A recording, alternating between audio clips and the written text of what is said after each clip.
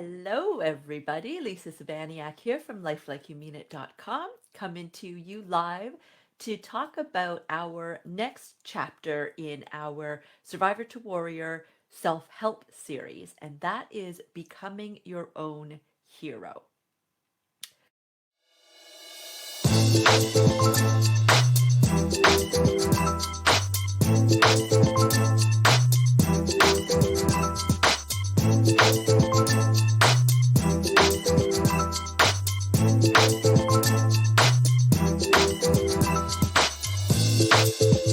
So let's kick this off with talking about something that I talk about all the time, which is awareness, right? Raising our own awareness. So, the first step in becoming your own hero, so this means stop looking for that knight in shining armor that's going to come and fix everything for you. Take control of your own life and fix it. I know that sounds harsh, but it's exactly what I had to do. And that's what this series is all about, is sharing with you what I have learned along my journey. Oh, the difficult and the more simple, and share it to you with you in a way that you can grab at the things that really resonate and leave everything else to the side.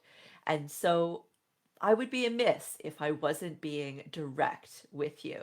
Becoming your own hero is about you recognizing your own role in your life. Plain and simple.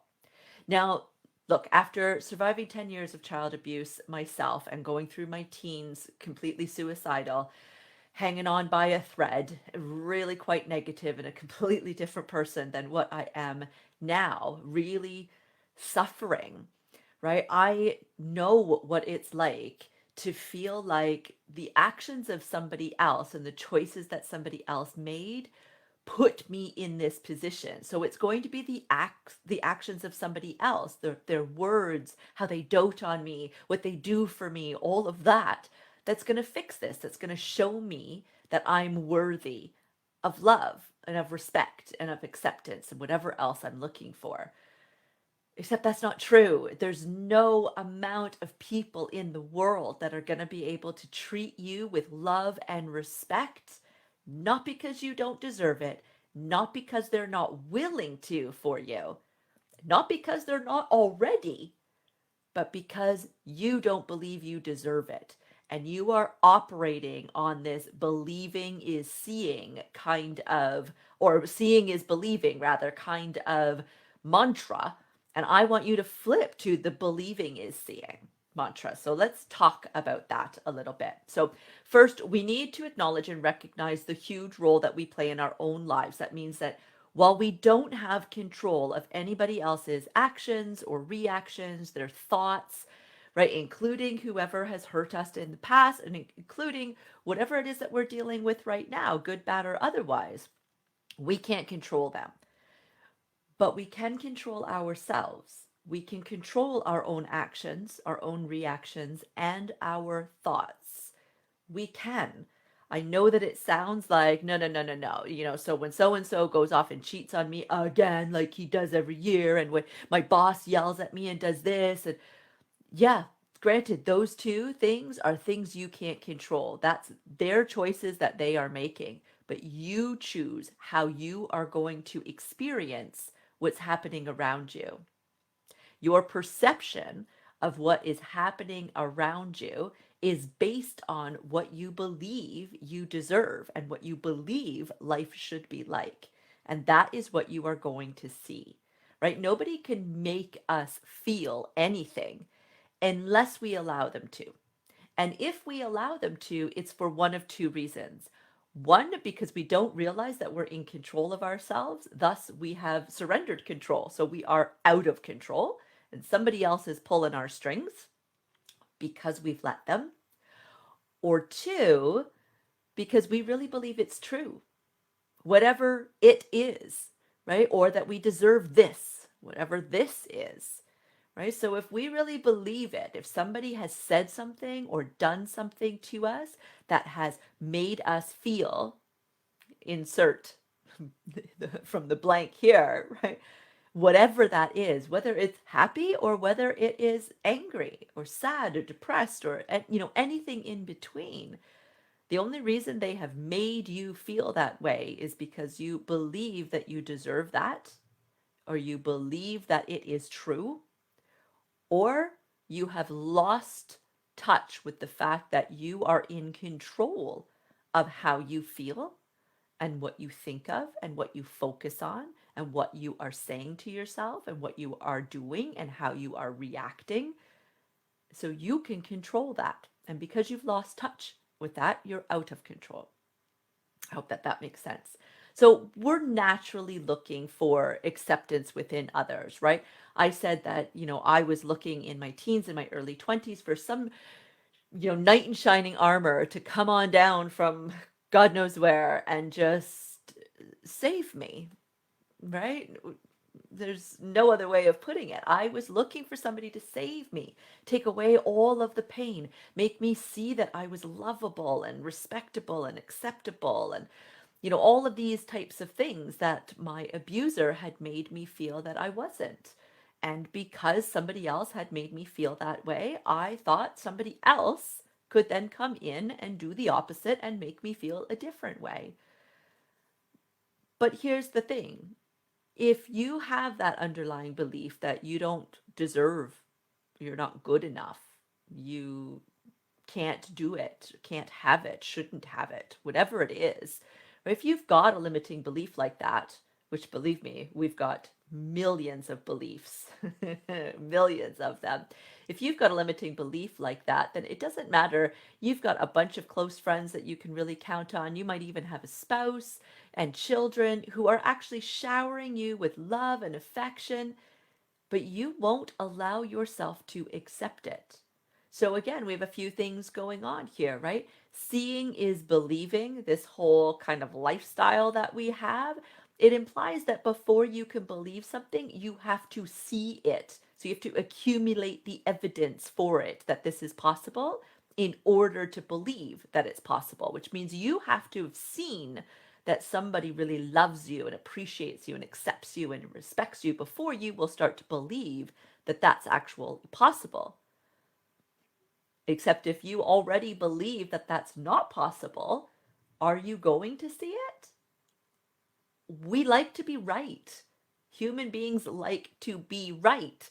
So if you have that belief and something is coming up in your experience around you that is contradictory to what you already believe, you will either take a step back and go, whoa, I need to reevaluate everything. I just got new evidence. Or more likely, what you're going to do is be like, no, no, no, that's not right. And you will choose to find something else to focus on, person or thing to focus on that will reinforce that negative belief that you have so that you can be right. So I have a question. If seeing is believing, that implies, before you can believe something, you have to see it. What if you only saw what you already believed? What if believing was seeing? All right, just let that soak in for a second here. What if everything that you are seeing around you in your experience of life is because of what you believe? And it doesn't mean that it's true. That somebody else could look at the exact same thing unfolding around you and see something completely different because of what they believe. So if you've got a limiting belief about yourself, so let's talk about the, if you're not good enough, then that's what you're going to allow yourself to see, more evidence that you're not good enough, because we need to be right. Right? Every single time somebody showers us with love or tells us that we're amazing or we get that job promotion or whatever, we will not allow ourselves to celebrate that. We will find a reason. This is where imposter syndrome comes from, in part, right? Like, oh, well, I only got that position because there was nobody else, literally, and they are desperate for somebody, right? We start making excuses for our own advancement in life, for our own success, because deep down, we won't let ourselves actually see it because it doesn't match what we believe we're capable of, or we should have, or what we deserve. Right? No matter how many people are showing you otherwise, your perception will be the opposite because you either won't allow yourself to see that love and that respect that they're giving you, or you'll deliberately focus on other people or events that allow you to feel like you're not good enough. Right? Really think about that. Really ask yourself, is this what I'm doing? And start checking in with yourself every time you have thoughts that are negative, thoughts that are reinforcing that you're not good enough, that you can't do it, that you shouldn't do it. Oh, things never work out the way that I want. Whatever it is. And that's the first step here. That from this point on, in both my book and in our videos talking about the book and doing our self help series, it's all going to be on strategies to overcome all of this. But of course, like in all of my videos, I'm never going to just leave you hanging and point out all of the stuff that we're doing that's totally normal and within human nature and get us all thinking, oh my God, I can't believe, and then just leave you. So I'm going to give you your first tip, your first step for what you can do to combat all of this. And that is shifting this by recognizing what the heck you're doing, right? Awareness. Raise your awareness about your thoughts, what you choose to focus on, how you interpret what's happening around you, because you are interpreting it, even when it is something that the majority of people would agree is negative. Somebody cheating on you, the pandemic, whatever it is, right? Of course, there are going to be lots of people who are going to say, dang, that's a negative experience, right? I'm not saying that you're living in a dream world and you're being unrealistic. I'm just saying that you have control here more than what you are giving yourself credit for, which means you're feeling like you're out of control, which is causing you to repeat these patterns and repeat these negative mantras and these negative beliefs, thinking that you are giving yourself more evidence that they are correct, when in actuality, you are choosing what it is that you are focusing on. You are choosing to see whatever is happening around you the way that it is happening, right? 10 other people going through the exact same thing may see things in a different way, right? Not necessarily just because one person is more positive than another person, but because everyone's perception is unique. And rather than just kind of brush that off and run on autopilot, I'm suggesting you start to really understand your perspective.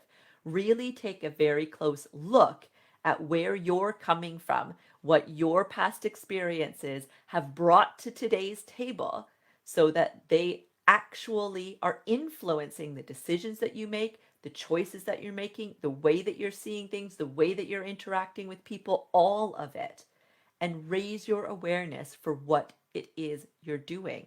Because this is going to empower you to start realizing just how much choice you have, how much control you really have to change any or all of these.